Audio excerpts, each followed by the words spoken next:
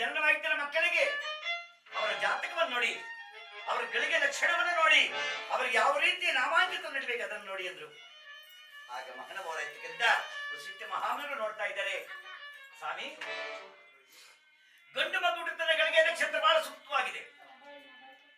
ನಿಮ್ಮ ಹಾಗೆ ಈ ಮಧುರಾನಗರಿಗೆ ನಿಮಗಿಂತಲೂ ಹೆಚ್ಚಾಗಿ ಮಧುರಾನಿಗೆ ಪ್ರಜೆಗಳನ್ನು ಕಾಪಾಡಿಕೊಂಡು ರಾಜನಾಗ್ತಾನೆ ಸ್ವಾಮಿ.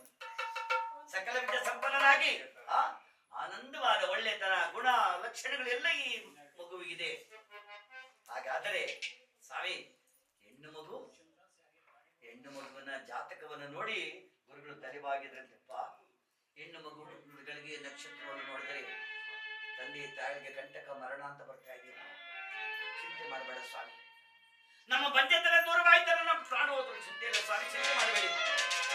ಹಾಗಾದ್ರೆ ಈ ಮಕ್ಕಳಿಗೆ ಯಾವ ರೀತಿ ನಾಮಕರಣ ಮಾಡ್ಬೇಕು ಹೇಳಿ? ಅಯ್ಯ, ಮಗು ಹುಟ್ಟುತ್ತದೆ, ಗಂಡು ಮಗು ಹುಟ್ಟುತ್ತದೆ ನಕ್ಷತ್ರವನ್ನು ನೋಡಿದರೆ ವೃಶ್ಚಿಕ ರಾಶಿ ಅನುರಾಧ ನಕ್ಷತ್ರ ಒಂದನೇ ಪಾದ ಹುಟ್ಟುವ ನಾಂತಾಕ್ಷರ ಬರ್ತದೆ. ಆದ್ದರಿಂದ ನನ್ನ ಕುಮಾರನ ನಾಮಕರಣ ಮಾಡಿ. ಹೆಣ್ಣು ಮಗುವಿಗೆ ಹೆಸರೇ ಬರಲ್ಲ ಸ್ವಾಮಿ, ಹೆಸರೇ ಬರಲ್ಲ. ಆದ್ದರಿಂದ ನಲ್ಲರಾಜನ ಸೋದರಿಯಾದೀಕೆಗೆ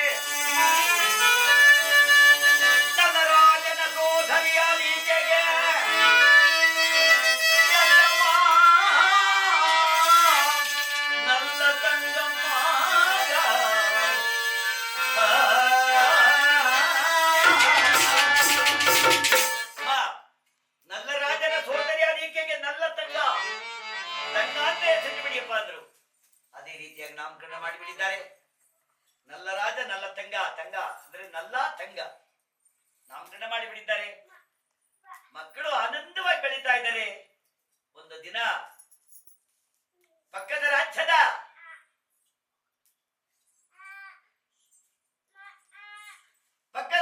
ಅಶ್ವಪತಿ ಮಹಾರಾಜ ಈ ರಾಜ್ಯದ ಮೇಲೆ ದಂಡೆ ತಿದ್ದಕ್ಕೆ ಬರ್ತಾ ಇದ್ದಾನೆ.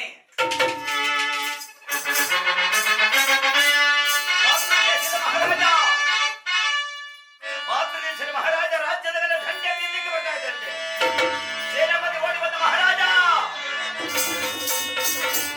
ಏನಪ್ಪ ನಿಮ್ಮಿಂದ ಎಷ್ಟೋ ಸಾರಿ ಬಿಟ್ಟದಿಂದ ಓಡಿ ಹೋದ ಮಾತೃ ದೇಶದ ಅಶ್ವಪತಿ ಮಹಾರಾಜ ನಮ್ಮ ರಾಜ್ಯದ ಮೇಲೆ ದಂಡೆತ್ತಿ ಹಿಂದಕ್ಕೆ ಬರ್ತಾ ಇದ್ದಾರೆ ಮಹಾಸ್ವಾಮಿ. ರಾಮಲಿಂಗೇಶ್ವರ ನೋಡಿದ, ಏನು ಮಂತ್ರಿ ಸೇನಾಪತಿ, ನನ್ನಿಂದ ಎಷ್ಟೋ ಸಾರಿ ಬಿಟ್ಟದಿಂದ ಓಡಿ ಹೋದ ಅಶ್ವಪತಿ ಮಹಾರಾಜ ಪುನಃ ನಮ್ಮ ರಾಜ್ಯದ ಮೇಲೆ ದಂಡೆತ್ತಿ ಹಿಂದಕ್ಕೆ ಬಂದವನ. ಈ ಸಾರಿ ಅವನ ದಂಡಿ ಮೇಲೆ ಇಲ್ಲ ಅನ್ಸ್ಬಿಡ್ತೀನಿ. ಅವನ ದಂಡಿ ಮೇಲೆ ಇಲ್ಲ ಅನ್ಸಿದ್ದಾಗಿ ಮಹಾಮಂತ್ರಿ ರಥವನ್ನು ಸಿದ್ಧಪಡಿಸಯ್ಯ. ದೇವಿ ಸುಶೀಲಾ, ನನ್ನಿಂದ ಎಷ್ಟೋ ಸಾರಿ ಬಿಟ್ಟಿದ್ದು ಓಡಿ ಹೋದ ಮಾತೃ ನಿಶ್ಚಯ ಅಶ್ವಪತಿ ಮಹಾರಾಜ ನಮ್ಮ ರಾಜ್ಯದ ಮೇಲೆ ಪುನಃ ದಂಡೆತ್ತಿ ಯುದ್ಧಕ್ಕೆ ಬಂದನಂತೆ. ನಮ್ಮ ಪ್ರಜೆಗಳ ಗತಿ ಏನು? ಆಶೀರ್ವಾದ ಮಾಡು, ನನಗೆ ಆಶೀರ್ವಾದ ಮಾಡು ದೇವಿ. ನಿನ್ನ ಆಶೀರ್ವಾದ ಬಲವಿದ್ದರೆ ಅಷ್ಟು ವೈರಿಗಳನ್ನು ಜಯಿಸಿ ಬರ್ತೇನೆ ಹೋಗುವುದಾಗಿ ಆ ತಾಯಿ ಜಗನ್ಮಾತೆಗೆ ಪೂಜೆ ಮಾಡ್ತಾ ಇದ್ದಾರೆ. ಮಹಾತಾಯಿ ನಮ್ಮಮ್ಮ ಸುಶೀಲಾ ಮಾತೆಯವರು ಜಗನ್ಮಾತೆಗೆ ಆರತಿಯನ್ನು ಬೆಳಗ್ತಾರೆ. ಆರತಿಯನ್ನು ಬೆಳಗುವಾಗ ಒಂದು ಸುತ್ತು, ಎರಡು ಸುತ್ತು, ಮೂರನೇ ಸತಿ ಕೈ ಸಾರಿ ಆರತಿ ತಪ್ಪಿ ಯಾವುದು ನೆಲಬಿತ್ತ ಸ್ವಾಮಿ ಓಡಿ ಬರ್ತಾರೆ. ಸ್ವಾಮಿ ಏಕೆ ದೇವಿ ಹೋಗಲಾರದು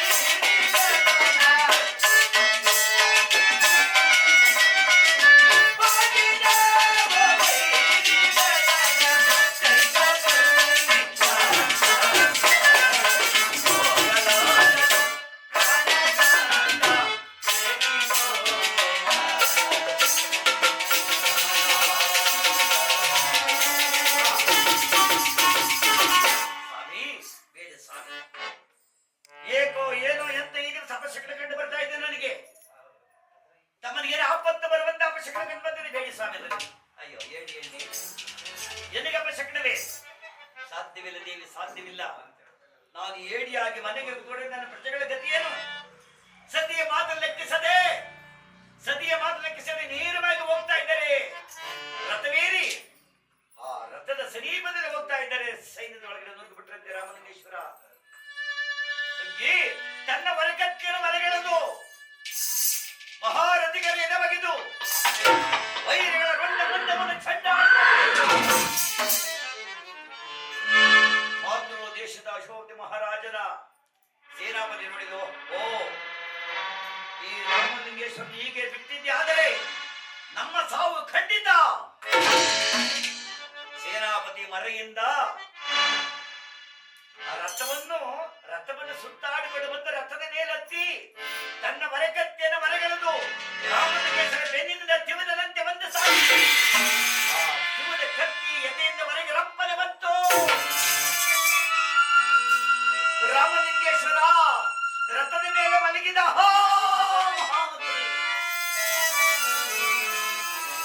ಮಹಾಮಂತ್ರಿಗಳೇ, ಮಹಾರಾಜ ಏನಾಯ್ತಪ್ಪ? ಮಂತ್ರಿ ಮೋಸಗಾರರು ಮೋಸದಿಂದ ಎಲ್ಲ ನಂಬ್ಕೊಂಡರು. ಮಂತ್ರಿ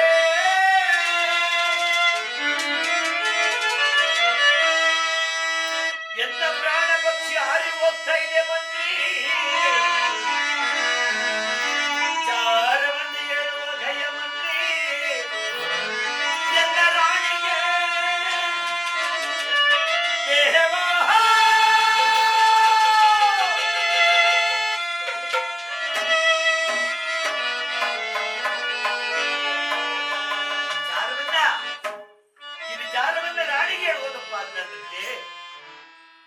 ಮಹಾರಾಜ, ಬೇಡಿ ಮಹಾರಾಜ, ನೀವೇನು ಹೋಗ್ಬಿಟ್ಟ? ಮಕ್ಕಳ ಗತಿ ಏನು? ಅಯ್ಯೋ, ಮಕ್ಕಳಿಗೆ ಭಗವಂತನಿದ್ದಾನಪ್ಪ, ಹೋಗಪ್ಪ. ಸ್ವಲ್ಪ ಹೊತ್ತು ಹಾಗೆ ಮಂತ್ರಿ ಕುಳಿತುಕೊಂಡ. ರಾಮಲಿಂಗೇಶ್ವರ ಪ್ರಾಣ ಪಕ್ಷ ಮಹಾನುಭಾವ ಪ್ರಾಣ ಹೋಗಿ ಇದನ್ನು ನೋಡಿದ ಮಹಾಮಂತ್ರಿ ಕಣ್ಣೀರಿಡುತ್ತಾ ಮಹಾರಾಜನ ರಾಜಕಿರೀಟವನ್ನು ಹೊತ್ತು ನೇರವಾಗಿ ಅರಮನೆಗೆ ಬರ್ತಾ ಇದ್ದೇನೆ. ಅರಮನೆಗೆ ಬರುವಾಗ ಎರಡು ಮಕ್ಕಳು ಎರಡು ಕಡೆ ತಾಯಿ ಎದ್ಯಾರನ್ನು ಘಟಘಟನೆ ಕುಡಿತಾ ಇದ್ದಂತೆ. ಇದನ್ನು ನೋಡಿದ ಮಂತ್ರಿ ಅರಮನೆ ಬಾಗಿಲಲ್ಲಿ ನಿಂತು ನೋಡ್ತಾ ಇದ್ದೇನೆ. ಅಯ್ಯೋ ಪಾಪಿ ಮಕ್ಕಳೇ,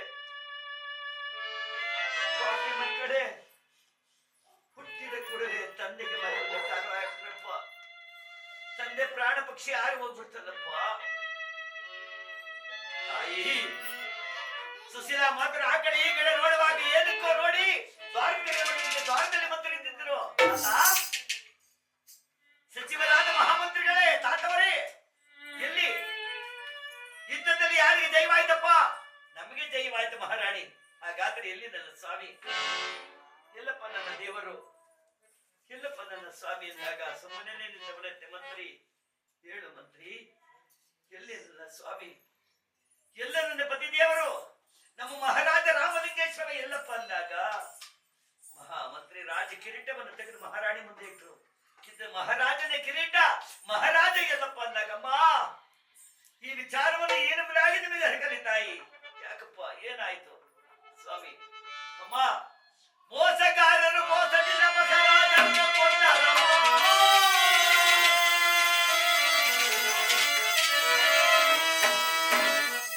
ಮೋಸಗಾರರು ಮೋಸದಿಂದ ಮಹಾರಾಜರನ್ನು ಕೊಂದರು. ತಾಯೇ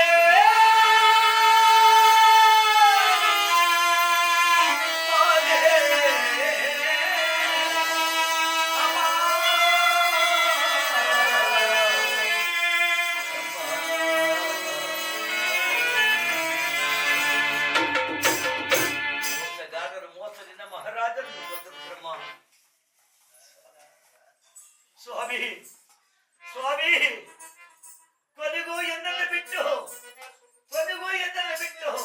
ಸ್ವರ್ಗಸ್ಥರಾಗುತ್ತರ ಮಕ್ಕಳ ಗತಿ ಏನಪ್ಪ? ಈ ಹಣದಿರ್ತಕ್ಕಂಥ ಈ ಅಪರೂಪದ ಮಕ್ಕಳ ಗತಿ ಏನು ಸ್ವಾಮಿ? ತಾಯಿ ಮಂತ್ರಿ ಮುಖವನ್ನು ನೋಡಿ, ಯಾಕಪ್ಪ ಏಕೆ ತಾಯಿ ಹಂಗೆ ನೋಡ್ತಾ ಇದೀಯಾ? ತಾತ, ನಿನ್ನ ಕರವಸ್ತ್ರವನ್ನು ಅಡ್ಡಪ್ಪ, ಅಡ್ಡ ಕೊಯ್ರಮ್ಮ, 5 ಮಾತ್ರ ಕೊಯ್ದು 5 10 ಮಾಡ್ಕೊಳ್ಳಿ ಸಾಕು.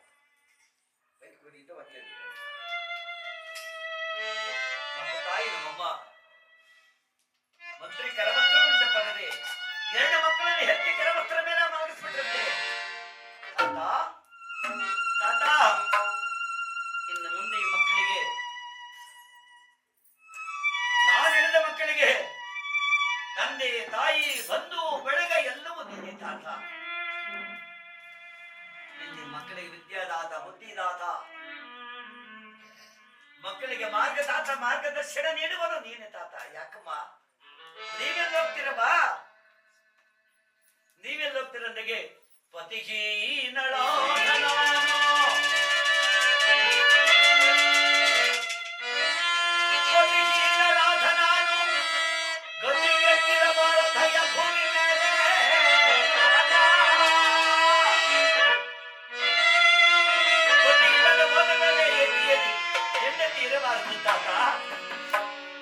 ನಾಡಿನ ಜನರೆಲ್ಲ ಆಡಿಕೊಳ್ಳುವರು ಮುಟ್ಟು ಮುಂಡೆ ಎಂದು, ಗಂಡನನ್ನು ಕೆಳೆದುಕೊಂಡು ಮುಂಡಿಯನ್ನು ಆಡಿಕೊಳ್ಳುವರು ತಾತ. ಬೇಡ ತಾತ, ನನಗೆ ಜನ್ಮ. ಹೋಗ್ತೀನಿ ತಾತ, ಹೋಗ್ತೀನಿ ತಾತ, ನಾನು ಬರ್ತೀನಿ ತಾತ ಎಂಬುದಾಗಿ ಆ ಮಕ್ಕಳಿಗೆ ತಾತ ಎನ್ನದೊಂದು ಮಾತು ನಡೆಸಿಬಿಡು ತಾತ. ಹೇಳಮ್ಮ, ನನ್ನ ಮಗನಾದ ಮಕ್ಕಳಿಗೆ ಸಕಲ ವಿದ್ಯೆ ಪಾರಂಗತರ ಸಕಲ ವಿದ್ಯೆ ಸಂಪನ್ನನಾಗಿ ಮಾಡಿಬಿಡು ನನ್ನ ಮಕ್ಕಳನ್ನ. ನನ್ನ ಮಗನ ಬೆಳೆದ ಪ್ರಾಪ್ತ ವಯಸ್ಸಿಗೆ ಬಂದಗಳು ನನ್ನ ಮಗನಿಗೆ ಈ ರಾಜ್ಯದ ಪಟ್ಟವನ್ನು ಕಟ್ಟಿಬಿಡು. ನನ್ನ ಮಗಳಿಗೆ ಒಳ್ಳೆ ವರವನ್ನು ನೋಡಿ ವಿವಾಹ ಮಾಡಿಬಿಡು ತಾತ. ಇದೇ ನಿಮ್ಮನ್ನು ಕೇಳ್ಕೊಡುತ್ತಾತ. ನಾನು ಬರ್ತೀನಿ ತಾತ ಅಂದಾಗ ಹೋಗುವಾಗ ಆ ಗಂಡು ಮಗು ತಾಯಿ ಸೆರಗನ್ನು ಇಟ್ಕೊಂಡ್ಬಿಟ್ಟಿತ್ತಂತೆ. ಆಗ ಹುಟ್ಟಿದ್ದ ಮಗು ತಾಯಿ ಹಿಂದಿರುಗಿ ಓಡಿ ಬಂದು ಮಕ್ಕಳನ್ನು ಬಾಚಿಕೊಡ್ರಂತೆ. ಕೆಡವ ಎರಡು ಮಕ್ಕಳನ್ನ ಬಾಚಿ ಹೇಳ್ತಾ ಇದ್ದಾರೆ. ಮಕ್ಕಳೇ, ಇಂದಿಗೆ ಮುಗಿಯಿತು ಋಣಾನುಬಂಧ,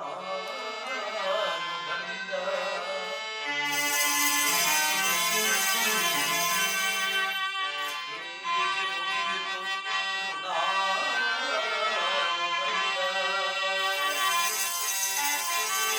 ಎತ್ತ ಮಕ್ಕಳ ಅನುಬಂಧ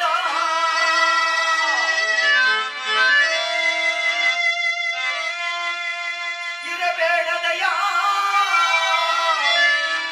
ಪತಿಗೀನಳಾದ ನಾನಾ ದೇವಾ.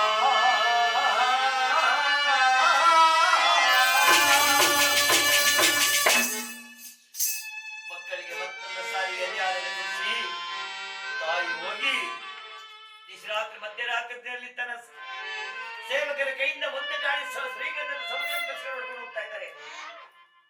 ಪತಿದೇವರ ಶವವನ್ನು ಲಕ್ಷಾಂತರ ಶವದಲ್ಲಿ ಪತಿದೇವರ ಶವವನ್ನು ಶೋಧನೆ ಮಾಡಿ ನೋಡ್ತಾ ಇದ್ದಾರೆ. ರಥದ ಮೇಲೆ ಮಲಗಿದ ಪತಿದೇವರ ಶವ ಕಾತ್ತ ಅಪ್ರಿಯ ಪ್ರಶಾಂತ ಹೃದಯ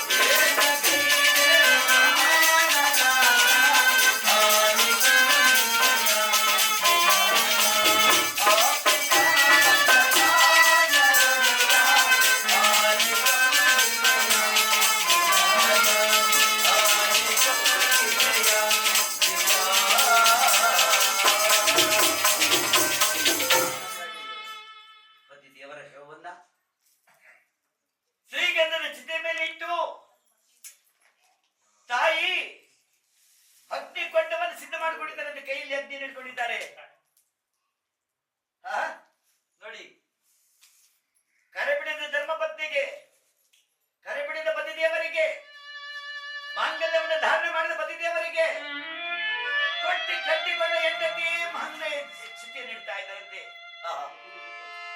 ತಾಳಿ ಕಟ್ಟಿದ ಕೈಗೆ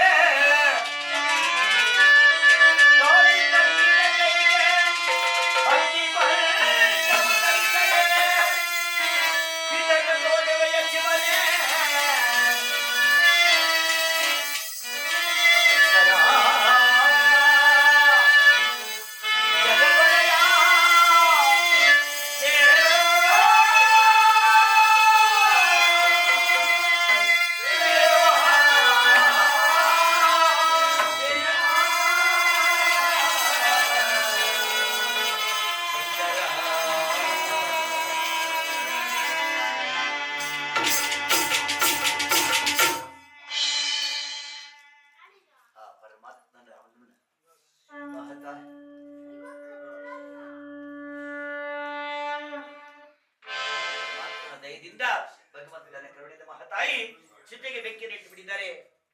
ಪತಿ ದೇವರ ಶವಚಿತೆಯಲ್ಲಿ ದಗದಗನೆ ಉರಿಯುತ್ತದೆ.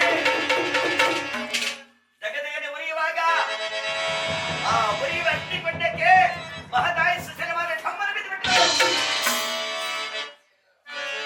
ತಾಯಿ ಅಗ್ನಿ ಪ್ರವೇಶವಾಗ್ಬಿಟ್ರು. ಪತಿ ದೇವರ ಚಿತೆಯಲ್ಲಿ ಸತ್ಯಸಕ ಈ ಕಡೆ ಮಂತ್ರಿಗೆ ಮದುವೆ ಇಲ್ಲ.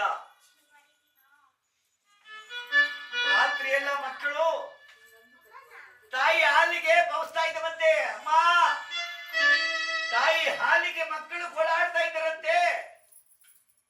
ಯಾವಾಗ ನಮ್ಮ ದಂಪತಿಗಳಿರುವರು ತನ್ನ ಮನೆಯನ್ನು ಬಿಟ್ಟು ಹೋಗ್ಬಿಟ್ರು. ಅರಮನೆಯಲ್ಲಿ ಹೆಣ್ಣು ಮಕ್ಕಳ ಸುಳಿವೆ ಇಲ್ಲದ ಹೆಂಗಸರೇ ಇಲ್ಲ ಅರಮನೆಯಲ್ಲಿ. ಮಧುರಾ ನಗರಿಯಲ್ಲಿ ಬರೇ ಗಂಡಸರದೇ ರಾಜ್ಯವಾಗಿದೆ, ಹೆಂಗಸರಿಲ್ಲ. ಮಂತ್ರಿ ಮದುವೆ ಇಲ್ಲ. ಆ ಮಕ್ಕಳನ್ನ ಯಾವ ರೀತಿ ಕಾಪಾಡ್ತಾರಮ್ಮ? ಎಳೆಯ ಮಕ್ಕಳನ್ನ ಯಾವ ರೀತಿ ಮಂತ್ರಿ ಕಾಪಾಡ್ತಾನೆ? ಹಾಗೆ ಮಂತ್ರಶೇಖರ ಹಾಲು ಕುಡಿಯುವ ಅನ್ನವನ್ನು ಮಕ್ಕಳೆಲ್ಲ ಹಾಲು ಕುಡಿಯುವ ಮಕ್ಕಳು, ತಾಯಿ ಎದೆ ಹಾಲು ಕುಡಿಯುವ ಮಕ್ಕಳಿಗೆ ಏನು ಮಾಡ್ತಾರೆ? ಹಾಲಿಲ್ಲ, ಮಕ್ಕಳಿಗೆ ಹಾಲನ್ನು ಉಯ್ಯಕ್ಕೆ ಬರುವುದಿಲ್ಲ ಮಂತ್ರಿಗೆ. ಬೆಳಗಾಗಿದೆ, ಬೆಳಗಾಗುವ ತನಕ ಮಂತ್ರಿ ಮಕ್ಕಳನ್ನ ಸಂರಕ್ಷಣೆ ಮಾಡಿದ್ದಾನೆ. ಅದಾದ ನಂತರ ಬೆಳಗಾದ ಕೂಡಲೇ 2 ಜೋಳಿಗೆ ತೆಗೆದುಕೊಂಡು 2 ಜೋಳಿಗೆಯಲ್ಲಿ ಮಕ್ಕಳು ಕೊಡಿಸ್ಕೊಂಡು ಆ ಅರಮನೆಯನ್ನು ಬಿಟ್ಟು ರಾಜಬೀದಿಗೆ ಹೋಗ್ತಾವನೆ ಕಣಪ್ಪ. ಮಂತ್ರಿಯ ಕಣ್ಣಲ್ಲಿ ಕಣ್ಣೀರು ಕೆಳಗಡೆ ಸುರಿತಾ ಇದೆಯಂತೆ. ಅಮ್ಮ, ಅಮ್ಮ, ಅಮ್ಮ, ಹಾಲನ್ನು ಕುಡಿಸಿರಮ್ಮ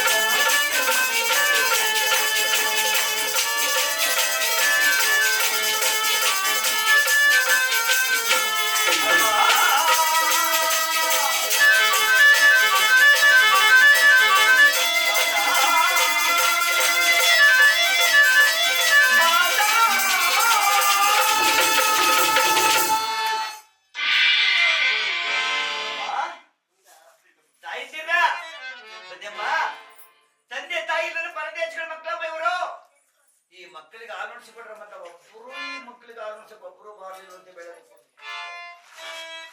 ಮಂತ್ರಿ ಹೇಳ್ತಾ ಇದ್ದಾರಮ್ಮ, ಈ ಮಕ್ಕಳನ್ನ ಸಾಮಾನ್ಯರಾದ ಮಕ್ಕಳು ಅಂತ ಹೇಳ್ಬೇಡಮ್ಮ.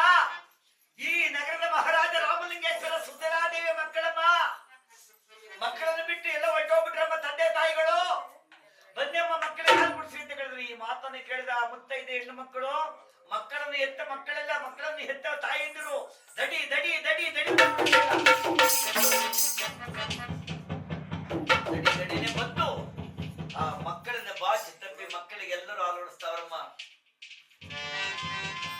ಸುಶೀಲಾದೇವಿ ಮಕ್ಕಳೇನಪ್ಪ ಇವರು?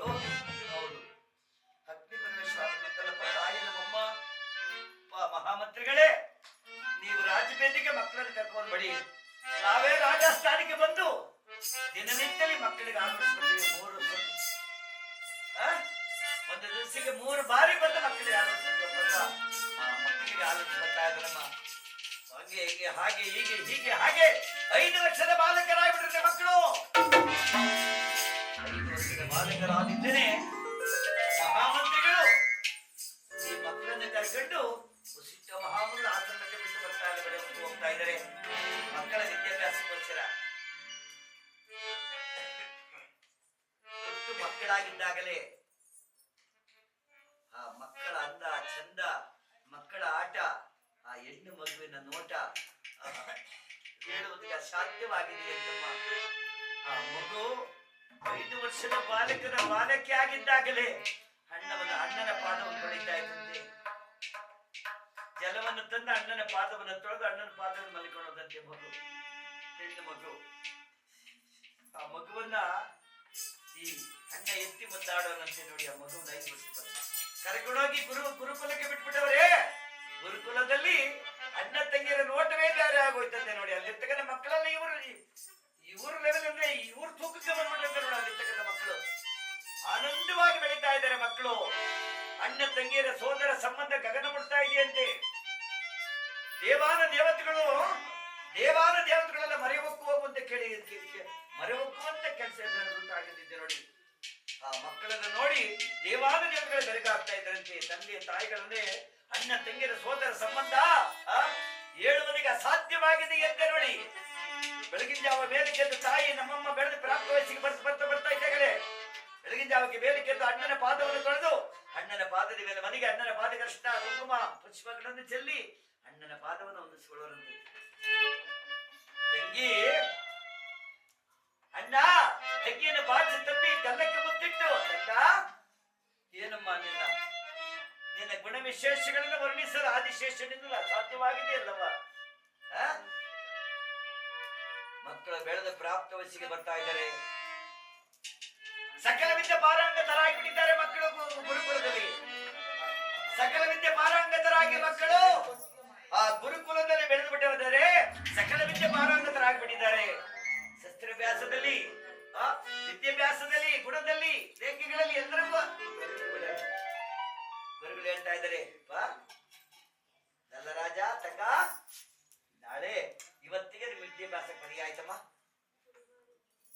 ನಲ್ಲ ಕುಮಾರ ನಾಳೆ ಬೆಳಿಗ್ಗೆ ಅರಮನೆಗೆ ಹೊಡೆಯಲು ಸಿದ್ಧರಾಗಿರಿ ಅಂತ ಗುರುಗಳು ಸೈನ್ಯ ಸಮೇತರಾಗಿ ಬಂದು ರಾಜಕುಮಾರ ಮಹಾರಾಡಿನ ಯುವರಾಡಿನ ತಂದು ಅರಮನೆಗೆ ಬಿಟ್ಟು, ಮಹಾಮಂತ್ರಿಗಳೇ ನೋಡಪ್ಪ, ಮಹಾರಾಜರ ಸಲಿಕೆಯಂತೆ ನಿನ್ನ ಮಾತಿನಂತೆ ಅವರು ಸಕಲ ವಿದ್ಯೆ ಸಂಪನ್ನರಾಗಿದ್ದಾರೆ. ನಿನ್ನ ಅರಮನೆಗೆ ಬಿಟ್ಟಿದ್ದೀನಿ. ಇನ್ನು ಮುಂದೆ ಅವರು ಆಗೋಗಲು ಅವ್ರು ಯಾವ ರೀತಿಯನ್ನು ಕಾಪಾಡಬೇಕು ಅದು ನಿನಗೆ ಸೇರಿದಪ್ಪ ಅಂತ ಆಗ ಗುರು ಕಾಣಿಕೆಯನ್ನು ಕೊಟ್ಟು ಕಳಿಸಿಬಿಟ್ರಂತೆ ಮಹಾನವಾರಿಗೆ. ಗುರು ಕಾಣಿಕೆ ಕೊಟ್ಟು ಕಳಿಸಿಬಿಟ್ಟಾಗ ಅಮ್ಮ ಈ ಹೆಣ್ಣು ಮಗು ಗುರುಗಳು ಆ ಕಡೆ ಹೋದ ಮೇಲೆ ಹೆಣ್ಣು ಮಗು ಅರಮನೆಯಲ್ಲೇ ಓಡಾಡ್ತಾ ಇದೆಯಂತಮ್ಮ. ಅರಮನೆಗೆ ಹೋಗ್ತಾರೆ ನೋಡಿ.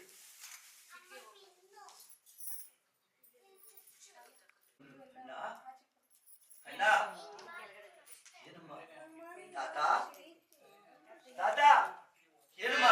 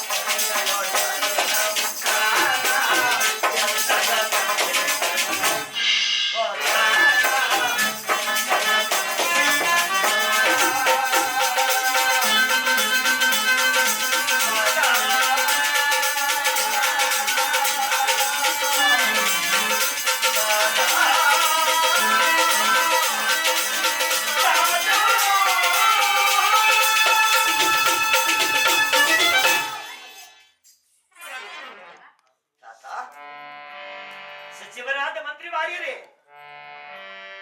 ಅರಮನೆಗೆ ಬಂದು 3 ದಿನಗಳಾದರೂ ನಮ್ಮ ತಂದೆ ತಾಯಿಗಳು ಕಾಣಲಿಲ್ವಲ್ಲಪ್ಪ. ಎಲ್ಲಪ್ಪ ತಂದೆ ತಾಯಿಗಳು? ಮಂತ್ರಿ ತಲೆಬಾಗಿದಂತೆ ಹೆಂಗ್ ಹೇಳಿದೆ ಮಕ್ಕಳಿಗೆ? ತಂದೆ ತಾಯಿಗಳನ್ನು ಸ್ವರ್ಗಸ್ಥರಾದ್ರೂ ಯಾವ ರೀತಿ ಯಾವ ಬಾಯಿಂದ ಹೇಳಲಿ? ಅವರ ತಡೆಯುವ ಶಕ್ತಿ ಈ ಮಕ್ಕಳಿಗಿದೆಯಾ? ಆ ನೋವನ್ನು ತಡೆಯುವ ಶಕ್ತಿ ಮಕ್ಕಳಿಗಿದೆಯಾ? ಇನ್ನು ಹೆಣ್ಣು ಮಗಳು, ಹೆಣ್ಣುಗಳು, ಆ ಮಗು ಕಣ್ಣೀರು ಹಾಕೋದ್ರೆ ನನ್ನ ಕಣ್ಣೀರು ನೋಡಕ್ ಸಾಧ್ಯವಿಲ್ಲಪ್ಪ. ಏನಪ್ಪ ಮಾಡ್ಲಿ, ಏನ್ ಮಾಡ್ಲಿ, ಯಾವ ರೀತಿ ಆಗಿ ಹೇಳಿ? ಅಲ್ಲ ಕುಮಾರ, ಏನು ತಾತ, ಮನಸ್ಸನ್ನು ಗಟ್ಟಿ ಮಾಡ್ಕೊಳಪ್ಪ. ಹೇಳು ತಾತ. ವಿಶ್ವಪತಿ ಮಹಾರಾಜ ನಮ್ಮ ರಾಜ್ಯದ ಮೇಲೆ ದಂಡೆತ್ತಿ ಬಂದು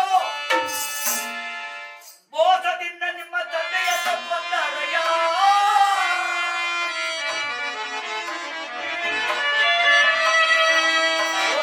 ತಂದೆಯನ್ನು ಕೊಂದರಯ್ಯ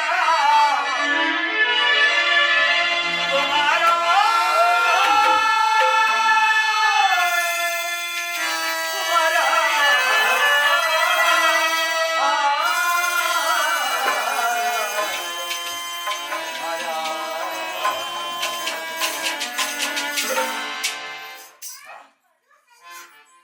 ಮೋಸಗಾರರು ಮೋಸದಿಂದ ನಮ್ಮ ತಂದೆಯನ್ನು ಕೊಂದರೆ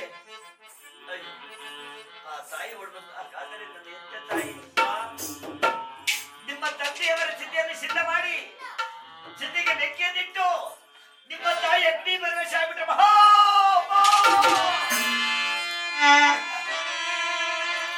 ತಾಯಿ ಓಡಾಡಿಬಿಟ್ರೆ ಕಡವ ನನ್ನ ಮೇಲೆ ಬಿದ್ದಮ್ಮ. ಅಮ್ಮ ಅಮ್ಮ ನಿನ್ನ ನೋಡಬೇಕಿದ್ದು ಓಡೋಡಿ ಬಂದಲ್ಲಮ್ಮ. ತಾಯಿ ಒಡನೆ ಮಾತಾಡ್ಬೇಕು, ತಾಯಿ ಪಾದ ಪೂಜೆ ಮಾಡ್ಬೇಕಿಂತ ಓಡೋಡಿ ಬಂದಲ್ಲಮ್ಮ. ಎಲ್ಲಮ್ಮ ವೇದ ಸಾರುವ ದೇವರೇ ತಾಯಿ,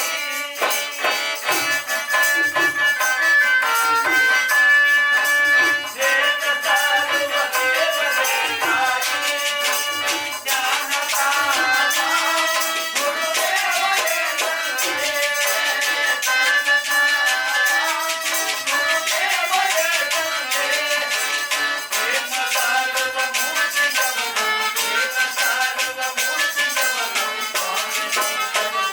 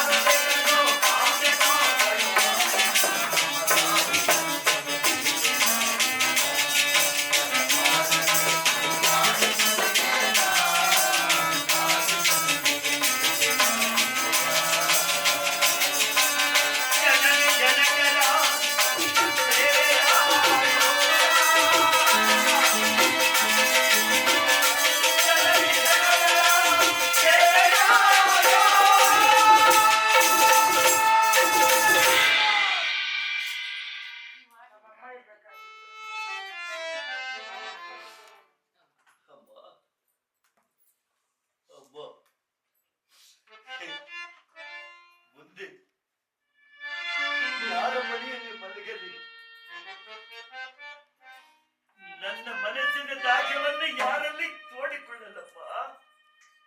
ಎಂತ ತಾಯಿನ ನೋಡಬೇಕೆಂದು ಬಯಕೆಯಿಂದ ಗುರುಕುಲದಿಂದ ಓಡೋಡಿ ಬಂದಲ್ಲಮ್ಮ. ಪ್ರಥಮದಲ್ಲಿ ಹೋಗಿ ನಮ್ಮ ತಾಯಿ ಪೂಜೆ ಮಾಡಬೇಕು ನಾನು ಅಂತ ಅಮ್ಮ ಹೊಸ ಗಿಡದಿಂದ ಪುಷ್ಪಗಳನ್ನು ಆರಿಸಿ ತಂದಲ್ಲಮ್ಮ. ನಿನ್ನ ಪಾದ ಪೂಜೆಗಾಗಿ ನಿನ್ನ ಪಾದದ ಮೇಲೆ ಮಲಗಿ ನಿನ್ನ ಮಡಿಲಲ್ಲಿ ಮಲಗಿ ನಿನ್ನ ಎದೆಯಾರನ್ನ ನಾನು ಮುಟ್ಟಬೇಕಂತ ಬಂದಲ್ಲವ.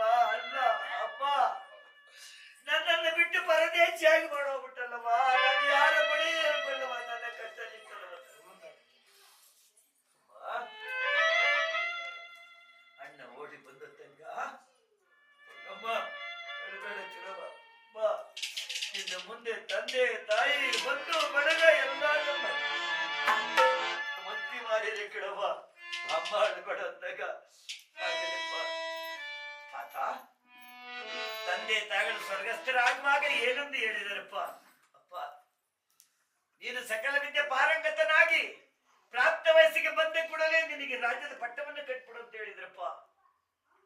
ನಿನ್ನ ತಂಗಿಗೆ ಒಳ್ಳೆ ವರವನ್ನು ನೋಡಿ ವಾಕ ಮಾಡು ಅಂತ ಹೇಳ್ಬಿಟ್ರಪ್ಪ ಅಂದ್ರು. ಸರಿ ತಾತ, ತಂದೆ ತಾಯಿಗಳು ಇಚ್ಛೆಯಂತೆ ನಡೆದುಕೊಳ್ಳಿ ಎಂದಾಗ ನೋಡಪ್ಪ, ನಾಳೆ ಗುರುವಾರ ಬಿಚ್ಚಾಂತ ದಿನದಲ್ಲಿ ಸೂಕ್ತವಾದ ಲಗ್ನದಲ್ಲಿ ನಿನಗೆ ರಾಜ್ಯದ ಪಟ್ಟಾಭಿಷೇಕವನ್ನು ಮಾಡಿ ಆಗಲಿ ತಾತ. ರಾಜ್ಯದ ಪಟ್ಟಾಭಿಷೇಕ ನಲ್ಲ ರಾಜರಿಗೆ ರಾಜ್ಯದ ಪಟ್ಟಾಭಿಷೇಕವಾಗಿದೆ. ಪಟ್ಟಾಭಿಷೇಕವಾದ ಬೆಳಿಗ್ಗೆನೆ ಅಪ್ಪ ತಂದೆ ತಾಯಿಗಳ ಮಾತಿನಂತೆ ನನ್ನ ತಂಗಿಗೆ ವರವನ್ನು ಶೋಧನೆ ಮಾಡ್ಕೊಂಡ್ಬರೋ ಹೋಗ್ತಾ ಇದ್ದೀನಪ್ಪ.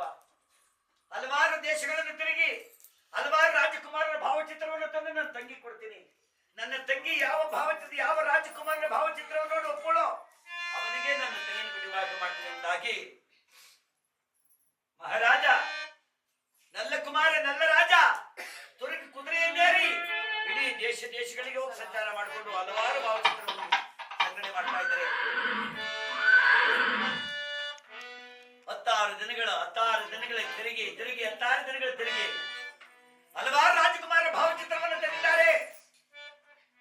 ತಂದು ತಂಗಮ್ಮನ ಕೈ ಕೊಡು. ತಂಗ ನೋಡಮ್ಮ, ತಂದೆ ತಾಯಿಗಳ ತೊಂದರೆ ಆದಂತೆ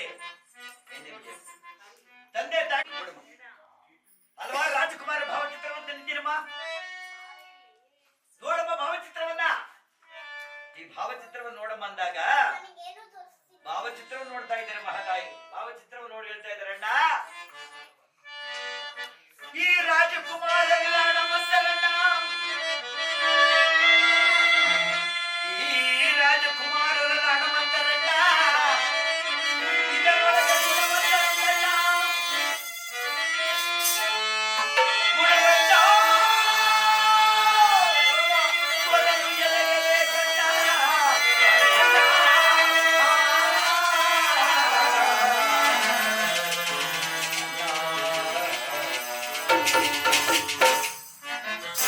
ಗುಣವಂತನಾದ ಮಹಾರಾಜನು ನನಗೆ ಬೇಕಾದಾಗ ನಾರಾಯಣ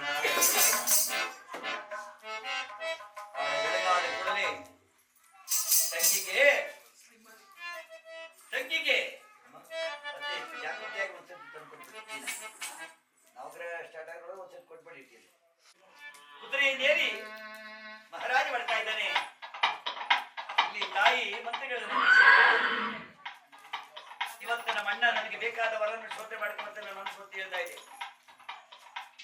ನಾನು ವಿವಾಹವಾಗಿ ನನ್ನ ಪತಿದೇವರ ಮನೆಗೆ ಹೋದರೆ ನನ್ನ ಅಣ್ಣನ ಗತಿ ಏನು?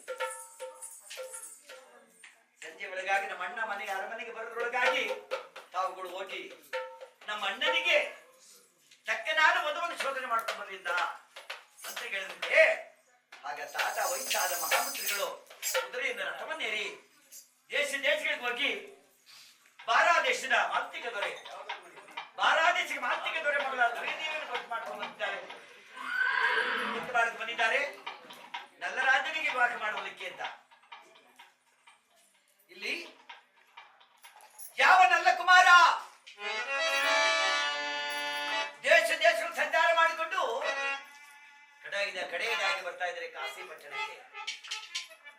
ಕಾಶಿ ಪಟ್ಟಣದಲ್ಲಿ ಆಯಾಸಗೊಂಡಿರ್ತಕ್ಕಂಥ ನನ್ನ ಕುಮಾರ ನೋಡಿ ಹೋಗಿ ಆ ಅರಮನೆಯ ದ್ವಾರದಲ್ಲಿ ಸ್ವಲ್ಪ ಶ್ರಾಂತಿ ಪಡೋಣ, ಯಾವುದೋ ಮಹಾದ್ವಾರ ರಂಗ ಇದೆ ಅಂತ ಕುಳಿತಿದ್ದ. ತಲೆ ಎತ್ತಿ ಮೇಲಕ್ಕೆ ನೋಡಿದ. ಅರಮನೆಯ ದ್ವಾರದ ಮೇಲ್ಭಾಗದಲ್ಲಿ ವಿಜೇಂದ್ರ ಕುಮಾರನ ಭಾವಚಿತ್ರವನ್ನು ನೇತಾಕಿದ್ರಂತೆ. ನೋಡಿದ ನೋಡಿದ ಮಹಾರಾಜ ನಲ್ಲರಾಜ ನೋಡಿದ ಹಬ್ಬ ಏನು ಸುಂದರ, ಎಂತಹ ಹಣೆಕಟ್ಟು, ಎಂತಹ ಮೈಕಟ್ಟು. ಈತನ ವಿವಾಹವಾಗದೇ ಇದ್ರೆ ಈತನ ಗುಣ ವಿಶೇಷ, ಈತನ ಗುಣ ವಿಶೇಷವನ್ನ ವರ್ಣಿಸಲು ಸಾಧ್ಯವಾಗದೇ ಇದ್ರೆ ಈತನ ನನ್ನ ತಂಗಿಗೆ ತಕ್ಕನಾದವರ. ಆಗ ಅಲ್ಲಿರ್ತಕ್ಕಂಥ ಸೇವಕರೇ ಇಲ್ಲಿ ಬನ್ನಿಪ್ಪ, ಇಲ್ಲಿ ಬಾಪ. ಸೇವಕರು ಓಡಿ ಬಂದ.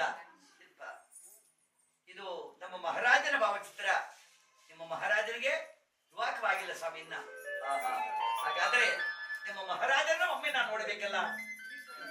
ಆಗಲಿ ಸ್ವಾಮಿ, ಮಹಾರಾಜನ ಕೇಳಿ ಬರ್ತೀನಿ ಎಂದಾಗಿ ಆ ಮಹಾರಾಜನ ಬಳಿಗೆ ಹೋಗಿ, ಸ್ವಾಮಿ ಮಹಾರಾಜ ವಿಜೇಂದ್ರ ಭೂಪಾಲವೇ ತಮ್ಮ ಆಗಮನಕ್ಕೋಸ್ಕರ ಯಾರೋ ಮಧುರಾನಗರಿ ಅರಸರಂತೆ ನಲ್ಲಕುಮಾರರಂತೆ ಬಂದಿದ್ದಾರೆ ತಮ್ಮ ಆಗಮನಕ್ಕೋಸ್ಕರ ತಮ್ಮ ನೋಡಲಿಕ್ಕೆ. ರಾಜ ಮರ್ಯಾದೆಯಿಂದ ಆಸ್ಥಾನಿಕ ಅವರನ್ನು ಕರೀತದೆ ಎಂದಾಗಿ ಆ ರಾಜ ಮರ್ಯಾದೆಯಿಂದ ಅದನ್ನ ಆಸ್ಥಾನಕ್ಕೆ ಕರ್ಕೊಂಡು ಬರ್ತಾ ಇದ್ದಾರೆ. ಕರೆದುಕೊಂಡು ಬರುವಾಗ ಇಲ್ಲಿ ಮಹಾನುಭಾವನಾಯ್ತಕ್ಕಂಥ ವಿಜೇಂದ್ರ ಭೂಪಾಲ ಸತ್ಯ ಧರ್ಮ ನೀತಿ ಪೂರಿತನಾಗಿ ರಾಜ್ಯಭಾರ ಮಾಡ್ತಾ ಇದ್ದೇನಪ್ಪ.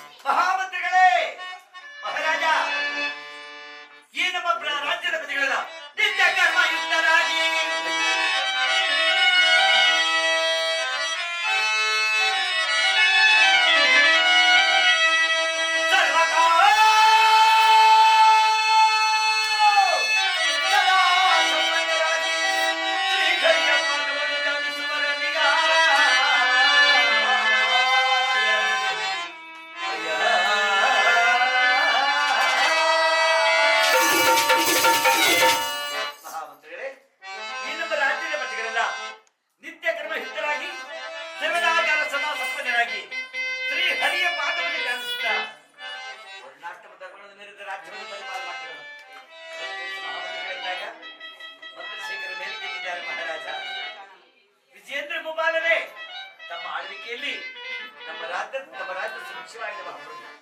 ನಮ್ಮ ರಾಜ್ಯದಲ್ಲಿ ಕಾಲಕಾಲಕ್ಕೆ ಮಳೆ ಬೆಳೆಗಳಾಗಿ ಪ್ರಜೆಗಳೆಲ್ಲರೂ ಕ್ಷೇಮದಿಂದವರು ಮಹಾಪ್ರಭು.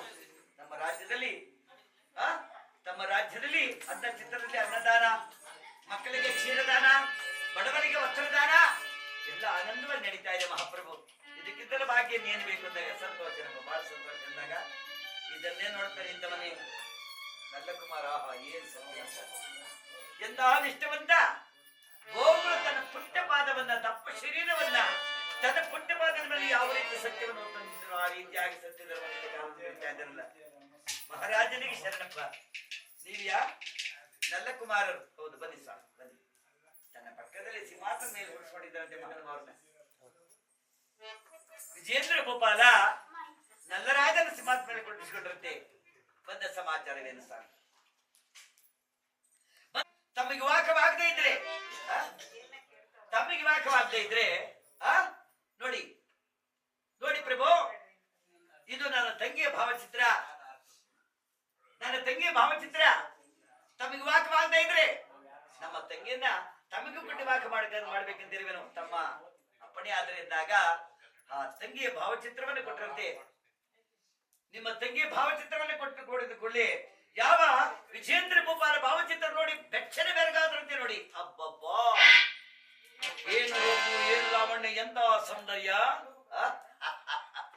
ಈತನು ನನ್ನ ತಂಗಿಗೆ ತಕ್ಕನಾದವರ. ಸ್ವಾಮಿ ಭಾವಚಿತ್ರವನ್ನು ನೋಡಿದ ಕೂಡಲೇ ವಿಜೇಂದ್ರ ಭೂಪಾಲ ಬೆರಗಾದ. ಆ ಏನು ರೂಪು, ಏನು ಲಾವಣ್ಯ, ಎಂತ ಸೌಂದರ್ಯವತಿ ಈಕೆ. ಆ ಇಡೀ ಜಗತ್ತಿನ ನಾರಿ ಮುತ್ತೈದರೆಲ್ಲರ ಸಹ ಇವಳು ಏಳುಗಾಲಿನ ಉಂಗುಟ್ಟಕ್ಕೆ ಸಮಾನರಲ್ಲ. ಆ ಈಕೆ ನನ್ನ ವಿವಾಹವಾಗಲು ಸೇರುವುದು ಬೆಚ್ಚನೆ ಬೆರಗಾದ. ಆಗ ನಲ್ಲರಾಜ ಮಹಾರಾಜ ಜ್ಞಾನವಿಲ್ಲದೆ ಕುಳಿತಿದ್ದಾನೆ ವಿಜೇಂದ್ರ ಮಹಾಪ್ರಭು. ತೆಗೆದುಕೊಳ್ಳಪ್ಪ ನಮ್ಮ ಭಾವಚಿತ್ರವನ್ನು ನಮ್ದಾಗಿ. ವಿಜೇಂದ್ರ ಭೂಪಾಲನ ಭಾವಚಿತ್ರವನ್ನು ತೆಗೆದುಕೊಂಡು ನನ್ನ ಕುಮಾರ ಕುದುರೆ ನೇರಿ ದಡಿ ದಡಿ ದಡಿ ದಡಿ ದಡಿ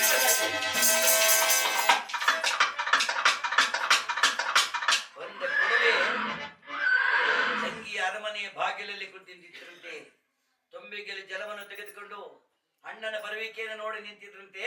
ಅಣ್ಣನ ಅರಮನೆಗೆ ಬಂದ ಕೂಡಲೇ ಅರಮನೆ ಒಳಗಡೆಗೆ ದಯಮಾಡಿಸಿಕೊಂಡು ಬಂಗಾರ ತಟ್ಟೆಯಲ್ಲಿ ಅಣ್ಣನ ಪಾದವನ್ನು ತೊಳೆದಿದ್ದಾರೆ. ಅಣ್ಣನ ಪಾದವನ್ನು ತೊಳೆದು ಅಣ್ಣನ ಪಾದಕ್ಕೆ ಗಂಧೋದಕವನ್ನು ಹಚ್ಚಿ, ಅಣ್ಣನ ಪಾದಕ್ಕೆ ಅರ್ಶನ ಕುಂಕುಮವನ್ನು ಹಚ್ಚಿ, ಅಣ್ಣನ ಪಾದಕ್ಕೆ ಪುಷ್ಪಗಳನ್ನು ಚೆಲ್ಲಿ, ಅಣ್ಣನ ಪಾದಕ್ಕೆ ಆರತಿಯನ್ನು ಬೆಳಗಿ ಅಣ್ಣನ ಪಾದಕ್ಕೆ ವಂದಿಸಿಕೊಳ್ಳುತ್ತಂತೆ. ಈಗಲೂ ಬಹಳ ಜನ ಅಣ್ಣನ ಪಾದ ಪೂಜೆ ತಂಗಿನ ಬಹಳ ಚೆನ್ನಾಗಿ ನೋಡ್ಕೊಂಡಿರ್ಬೇಕು. ಮಕ್ಕಳು ಇದ್ದಾರೆ, ಅಣ್ಣನ ಪಾದ ಪೂಜೆ ಮಾಡೋಕೆ ಹೆಣ್ಣು ಮಕ್ಕಳು ಇದ್ದಾರೆ, ಇಲ್ಲ ಅಂತ ಹೇಳಕ್ ಆಗೋದಿಲ್ಲ. ಯಾವ್ದನ್ನ ಇಷ್ಟು ಕೊಡ್ಲಿ ಅಂತ ಕಾಯ್ದಿರ್ತಾರೆ ಹೆಣ್ಣು ಮಕ್ಕಳು. ಯಾವ್ದನ್ನ ಗಂಡಸರು ಆಸ್ತಿ ಇದ್ರೆ ಇಷ್ಟುಗಳ ಸಿಕ್ಕಿ ಸಾಕು ಅಂತ ಕಾಯ್ದಿರ್ತಾರೆ. ಇವರು ಅವಳಿಗೆ ಯಾಕೆ ಕೊಡ್ಬೇಕು ಅಂದ್ರೆ ಅವ್ರು ತಗೊಂಡೋಗಿ ಎಲ್ಲರೂ ಅಂಟೆ ಹಾಕ್ಬಿಡ್ತಾರೆ ಅಂತ.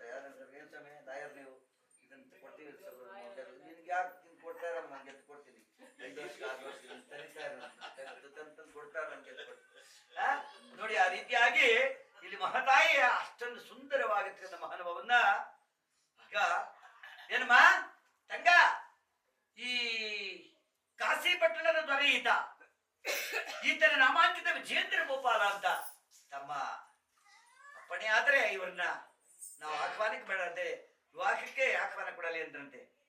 ಆಗ ತಾಯಿ ಭಾವಚಿತ್ರವನ್ನ ತನ್ನ ಎದೆಗೆಚ್ಚಿಕೊಂಡು ದಡಿ ದಡಿ ಹೊರಟೋಗ್ಬಿಟ್ಟಿರ್ತೀಯ. ನನ್ನ ತಂಗಿ ವಿಜೇಂದ್ರ ಭೂಪಾಲ ಒಪ್ಪಿದ್ದಾಳೆ. ಆಗಲೇ ಪತ್ರವನ್ನು ಬರೆದ್ಬಿಟ್ಟ. ವಿಜಯರಾಜ, ನಾಳೆ ಜನವೇ ಸ್ವಯಂವರ ಸಿದ್ಧವಾಗಿದೆ. ನನ್ನ ತಂಗಿಗೆ ನೀನು ಒಪ್ಪಿಗೆ ಆಗಿದೆಯಾ? ನನ್ನ ತಂಗಿ ತಮ್ಮನ್ನು ಒಪ್ಪಿದ್ದಾಳೆ. ಸೈನ್ಯ ಸಮೇತರಾಗಿ ವಿವಾಹಕ್ಕೆ ಬರಬೇಕೆಂದಾಗ ಆಹ್ವಾನ ಕೊಟ್ಟ.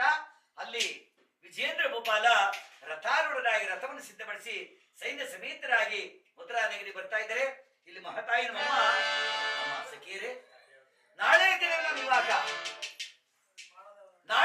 ವಿವಾಹ ನೋಡಿ. ನಾವು ಈ ದಿವಸ ಉದ್ಯಾನವನಕ್ಕೆ ಹೋಗಿ, ನಮ್ಮ ಉದ್ಯಾನವನ ಕೊನೆಯ ದಿನ ಇದು. ನಮ್ಮ ಉದ್ಯಾನವನದಲ್ಲಿ ಅಲ್ಲಿರ್ತಕ್ಕಂಥ ನಾಟ್ಯ ನವಿಲುಗಳನ್ನ, ನಾಟ್ಯವಾಡುವ ನವಿಲುಗಳನ್ನ, ಹಕ್ಕಿ ಪಕ್ಷಿಗಳನ್ನ, ಜೇಂಕಾರವನ್ನು ಹಕ್ಕಿ ಪಕ್ಷಿಗಳನ್ನ ಅಲ್ಲಿರ್ತಕ್ಕಂಥ ಮನೋವ್ಯವಹಾರವನ್ನು ಮಾಡಿಕೊಂಡು ಬರಬೇಕಾಗಿ ನನ್ನ ಸಖಿಯನ್ನು ನೋಡಿಕೊಂಡು ನೇರವಾಗಿ ಉದ್ಯಾನವನಕ್ಕೆ ಹೋಗಿದ್ದರು ಮಹತಾಯಿ ನನ್ನ ತಂಗ. ಪ್ರಾಪ್ತ ವಯಸ್ಸಿಗೆ ಬಂದಿದ್ದಾರೆ ನನ್ನ ತಂಗ. ಅತಿ ರೂಪವತಿ, ಅತಿ ಲಾವಣ್ಯವತಿ, ಮಹಾಸುಂದರಿ, ಅಷ್ಟೇ ಸತ್ಯವಂತಿ, ಶೀಲವತಿ. ಆ ಮಹತಾಯಿ ಸಖಿಯನ್ನು ಕೈಗೊಂಡು, ಅಮ್ಮ ಸಖಿಯರೇ, ನಿಮ್ಮ ಬಾಬಾ ಮಣಿಯಲೆ ಬಾಬಾ ಮಣಿಯಲೆ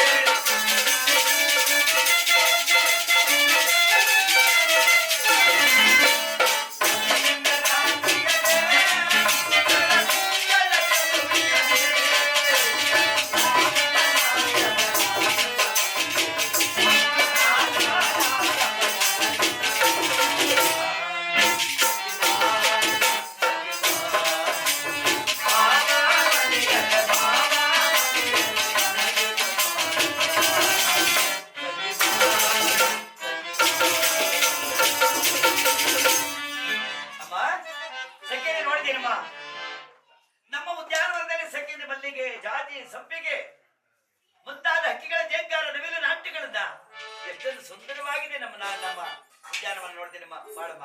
ಅಮ್ಮ ಮಹಾರಾಣಿ ಬಹಳ ಸುಂದರವಾಗಿದೆ. ಬಂದಾಗ ಒಬ್ಬ ಸಿಪಾಯಿ ಬರ್ರನೆ ಬಂದ. ಜಂತುಗಳು ಎಂದು ಬಿಡ್ತಂದೆ ಸಿಪಾಯಿ ಬಂದಿದೆ. ಹೇ ನಿಲ್ಲಯ್ಯ, ಅಲ್ಲಿ ಹೆಣ್ಣು ಮಕ್ಕಳು ಇದ್ದೀವಿ ಏರಿಯಾ ಕಣ್ಣು ಕಾಣದೆ ಬರ್ರಂತೆ ಕುದುರೆ ಮೇಲೆ ಹೋಗ್ಬಿಟ್ಟಲ್ಲ. ಯಾರಪ್ಪ ನೀನು? ಒಂದು ಅಮ್ಮ ಹಿಂದೆ ವಿಜಯೇಂದ್ರ ಗೋಪಾಲ್ ರಥ ಬರ್ತಾ ಇದೆಯಮ್ಮ. ವಿಜಯೇಂದ್ರ ಗೋಪಾಲನ ರಥ ಬರ್ತಾ ಇದೆಯಾ? ಅದಕ್ಕೆ ನಾವು ಮುಂದೆ ದಾರಿಯನ್ನು ಶುದ್ಧ ಮಾಡ್ಕೊಂಡು ಹೋಗ್ಬೇಕಮ್ಮ. ಕಲ್ಲು ಮುಳ್ಳು ಬೆಟ್ಟ ಗುಟ್ಟ ಏನಂದ್ರೆ ಶುದ್ಧ ಮಾಡ್ಕೊಂಡು ಹೋಗ್ಬೇಕಮ್ಮ. ನಾವು ಅದಕ್ಕೋಸ್ಕರ ಹೋಗ್ತಾ ಇದೀವಮ್ಮ. ಹಿಂದೆ ಸೈನ್ಯ ಸಮೇತರಾಗಿ ವಿಜೇಂದ್ರ ಗೋಪಾಲ ತಾರೂಢರಾಗಿ ವಾಸ ಬರ್ತಾ ಇದ್ದಾರೆ. ಮೊದಲಾಗಿ ಅಂದಾಗ ಇನ್ನು ನಾವಿಲ್ಲಿರುವುದು ಬೇಡ, ಬನ್ನಿ ಜಾಗೃತಿಯಾಗಿ ಅರಮನೆಗೆ ಹೋಗುವಂತಾರೆ. ಅರ್ಥವೇರಿ ತಾಯಿನಮ್ಮ ಯಾವ ನಲ್ಲತಂಗ ದೇವಿ ನೇರವಾಗಿ ಅರಮನೆಗೆ ಬಂದ್ಬಿಟ್ಟಿದ್ದಾರೆ. ಅರಮನೆಗೆ ಬಂದ ಕೂಡಲೇ ಇಲ್ಲಿ ಮಹಾರಾಜ ವಿಜೇಂದ್ರ ಗೋಪಾಲನ ರಥ ತಂದು ಅರಮನೆ ಮುಂಭಾಗದಲ್ಲಿ ನಿಲ್ಲಿಸಿ ಅರಮನೆ ಮುಂದೆ ಬಿಡಾರವನ್ನು ನಿಂತಿದ್ದಾರೆ. ಬಿಡಾರದಲ್ಲಿ ವಿಜೇಂದ್ರ ಗೋಪಾಲನ ಸೈನ್ಯಗಳ ಬಿಡಾರದಲ್ಲಿದೆ. ಅವರಿಗೆ ಏನು ಉಪಚಾರ ಬೇಕಾದೆಲ್ಲವನ್ನ ನನ್ನ ಕುಮಾರ ಅದೆಲ್ಲವನ್ನು ಸಿದ್ಧ ಮಾಡ್ತಾ ಇದ್ದೇನೆ. ಮತ್ತೊಂದು ಬಿಡಾರ ಪಕ್ಕದಲ್ಲಿ ಶುರುವಾಯಿತು. ವಾಲ್ತಿಕ ಮಗಳು ಶ್ರೀದೇವಿ ಬಿಡಾರ ಸಿದ್ಧವಾಗಿದೆಯಂತೆ. ಆಗ ನನ್ನ ಕುಮಾರ ನೋಡಿದ, ಇದೇನೋ ವಿಜೇಂದ್ರ ಗೋಪಾಲ ಬಿಡಾರ, ಇದು ಯಾರ ಬಿಡಾರ ಅಂದಾಗ ನಲತಂಗ ದೇವಿ ಅಣ್ಣ ತಮ್ಮ ಗಮನ ತರದೆ ಒಂದು ವಿಚಾರವನ್ನು ಕೈಗೊಂಡಿದ್ದೆ.